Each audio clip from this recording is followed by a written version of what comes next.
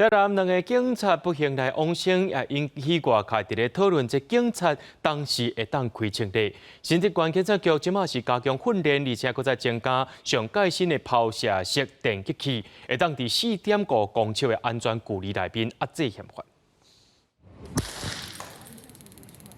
上准目标射出去，若是互射到，就会受到电击，2秒钟连伊倒落去，而且电击的感觉可以延续10几秒。另外，还有红外线装备，用来提悬拍枪的准度。保持4到6公尺的距离，对我们一个执法安全有一个很大的保障，不会导致有歹徒直接可以砍到我们的脖子。建议射程是4.5公尺，它的有效射程大概在6.5公尺左右，所以我们能够跟这个嫌疑人拉开距离，是最好的一个防御。新竹县警察局是在去年得到中央配发的新装备，之前因为疫情暂停训练，最近则渐渐恢复上课。想不到说来发生台南台警察的事件，警察局决定加强训练。操作的方式还有法令如何跟这个电击枪去做结合，这个就是完全依照警械使用条例里面还不到用枪的程度的状况去使用这个电击器。甲写出来的箭头看真足，箭头顶悬阁有倒钩起，